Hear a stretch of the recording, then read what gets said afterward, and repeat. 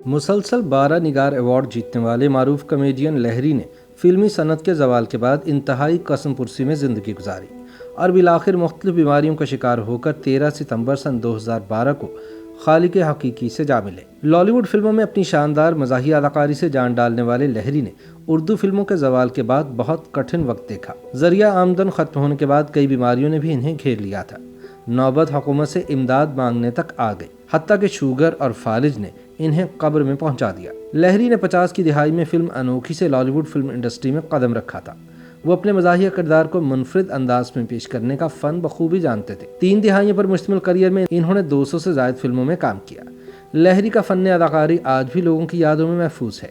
لہری کی عرفیت سے film industry میں ایک منفرد نام بنانے والے اس نابغہ روزگار فنکار کا اصل نام سفیر اللہ صدیقی تھا۔ وہ تقسیم ہند سے قبل کانپور بھارت میں پیدا ہوئے، تاہم تقسیم کے فوراً بعد پاکستان ہجرت کر کے کراچی میں آ بسے۔ انہوں نے پاکستان آ کر پہلی ملازمت اسٹینوٹائپسٹ کی حیثیت سے کی۔ دن بھر ڈیوٹی انجام دینے کے بعد شام کے اوقات میں وہ صدر میں حوضری کا سامان فروخت کرنے لگے۔ انہیں اداکاری کا بہت شوق تھا، مگر اس شوق کو جلا بخشنے کے لیے انہیں درست سمت نہیں مل رہی تھی۔ سن 1955 میں اس وقت کی نامور فلمی شخصیت لچھو سیٹھ شیخ لطیف نے انوکھی کے نام سے ایک فلم بنانے کا منصوبہ بنایا۔ فلم میں ہیروئن کا کردار ادا کرنے کے لیے بھارت سے شیخ لطیف کی بھتیجی شیلا رمانی کو پاکستان بلایا گیا، جبکہ ہیرو کے لیے اداکار شاد کو چنا گیا، کیونکہ ان کی ایک فلم نوکر باکس آفس پر نئی ہٹ ہوئی تھی۔ اس فلم کے لیے شیخ لطیف کو ایک مزاحیہ اداکار کی بھی ضرورت تھی۔ اسی دوران کسی نے سفیر اللہ کو شیخ لطیف کے پاس بھیج دیا۔ فلم انوکھی 21 جنوری سن 1956 کو ریلیز ہوئی، جس نے سفیر اللہ کو راتوں رات گمنامی سے نکال کر شہرت کی دنیا میں لا کھڑا کیا، مگر نام بدل کر۔ سفیر اللہ صدیقی کو اسی فلم نے لہری کے نام سے نئی شناخت دی۔ لہری نے اپنے فلمی سفر میں ایک کے بعد ایک 225 کامیاب فلمیں کی۔ لہری کا فلمی سفر سن 1986 تک جاری رہا۔ ان کی آخری فلم دھنک تھی۔ اپنے زمانے میں لہری پاکستانی فلم انڈسٹری کے عظیم کامیڈین قرار پائے۔ ان کی یادگار فلموں میں انسان بدلتا ہے، رات کے راہی، فیصلہ، جوکر اور آگ شامل ہیں۔ لہری سے پہلے اداکار یعقوب بہترین کامیڈین کہلاتے تھے، مگر لہری نے اپنی محنت اور کام کی لگن سے یعقوب کو بہت پیچھے چھوڑ دیا تھا۔ فلم توبہ، جیسے جانتے نہیں، دوسری ماں، ایک نگینہ، ایک مسافر، ایک حسینہ اور چھوٹی امی کی بے پناہ کامیابی اس کی دلیل ہے۔ علاوہ ازیں تم ملے پیار ملا، بہادر، نوکر، بہاریں پھر بھی آئیں گی، افشاں اور رم جھم وہ فلمیں ہیں جو لہری کو ہمیشہ عظیم فنکار کہلواتی رہیں گی۔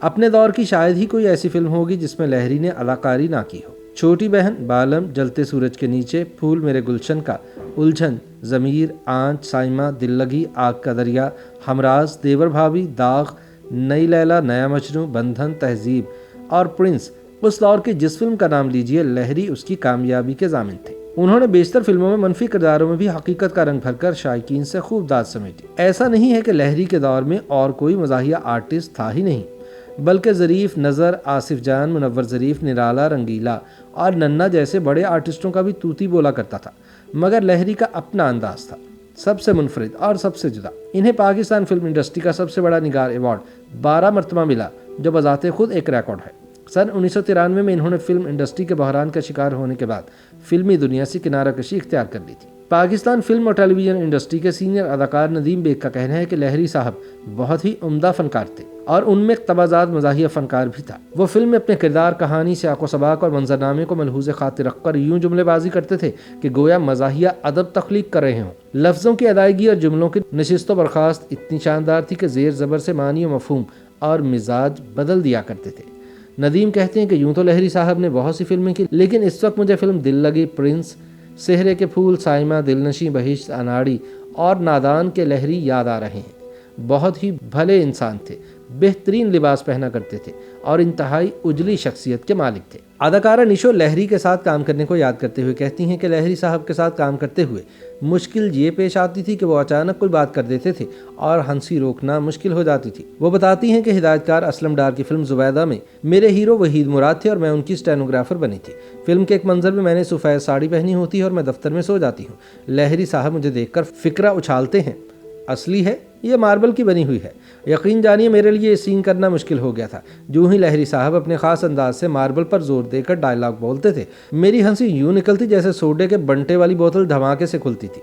अदाकारा निशो का कहना था कि लहरी साहब के साथ उन्होंने कई एक फिल्में की जिनमें वहीश और नेक परवीन यादगार थी। सीनियर अदाकार मुस्तफ़ा कुरैशी अपने दरीना दोस्त लहरी को याद करते हुए कहते हैं कि वो VIP कॉमेडियन थे जिन्हें ख्वास के साथ आवाम ने भी बहुत पसंद किया।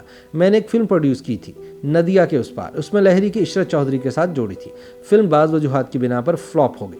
लहरी साहब से जो मुआवजा तय पाया था उसमें से 25,000 रुपये बाकी रह गए थे। मैं वो रकम अदा करने के लिए उनके पास गया तो लहरी साहब ने कहा कि लोग तो सुपरहिट फिल्म के बकाया डकार जाते हैं, आप फ्लॉप फिल्म का मुआवजा अदा करने आ गए हैं। लहरी के यहाँ 5 बेटे और 3 बेटियां पैदा हुईं जिनमें 2 वफात पा गए।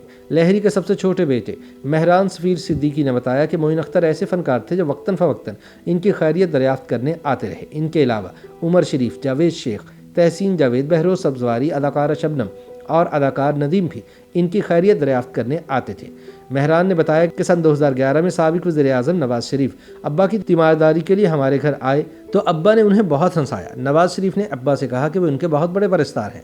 हीरोइंस के मुख्तसर कपड़ों पर तंज करते हुए लहरी ने नवाज शरीफ से कहा कि वो खातून बारीक झालीनुमा लिबास पहनकर आ गई। मुझसे पूछा कि कैसी लग रही हूँ। मैंने कहा आप जहाँ से गुजरेंगी मच्छर खटमल मरे न मरे शराफत के जरासीम ज़रूर मर जाएंगे। लहरी साहब का ये चुटकुला सुनकर मियाँ नवाज शरीफ और उनके साथी कह लगाने लगे। इस पर लहरी साहब ने कहा कि मियाँ साहब बातें बहुत हो गई, अब एक चेक पर साइन कर दें, जिस पर नवाज शरीफ ने अब्बा के लिए उसी वक्त 25 लाख रुपए के चेक पर साइन किए। मेहरान बताते हैं कि चेक वसूल करते हुए लहरी की आंखों से आंसू जारी हो गए थे। उन्होंने कहा कि परिस्तार और हुक्मरान सारी जिंदगी मेरी बातों पर कह तो लगाते रहे लेकिन किसी ने भी इस तरह दाद नहीं दी जैसे मियाँ नवाज शरीफ ने अपने ज़ाती खजाने को नुकसान पहुंचाया। ताहम रफ्ता रफ्ता उनकी जान को लगने वाली मुतादिद बीमारियों ने इन्हें बिस्तर से लगा दिया। तवील और पेचीदा तरीन बीमारियों ने लहरी को निहायत कमज़ोर कर दिया। वह फालिद के मज़्हब में मुब्तला होने के साथ साथ ज़ियाबतीस का शिकार भी थे, जिसके बायस उनकी एक टांग काटना पड़ी। आखिरी दिनों में लहरी निहायत नामसाइद हालात से दो चार थे। इन्होंने अपनी बीमारी से निजात और इलाज मुआवजे के लिए हुकूमत से इमदाद की अपील की। लहरी तवील अरसे अलालत के बाद 83 बरस की उम्र में इंतकाल कर गए। YouTube पर गूगली न्यूज देखने के लिए youtube.com की सर्च बार में गूगली न्यूज TV टाइप करें। गूगली न्यूज के पेज पर सुर्ख रंग के सब्सक्रिप्शन वाले बटन पर क्लिक करना ना भूलिए। YouTube पेज पर अपलोड होने वाली वीडियोस से बाखबर रहने के लिए बेल आइकन पर क्लिक कीजिए। आपको हर नई वीडियो के बारे में नोटिफिकेशन मौसूल हो जाएगा।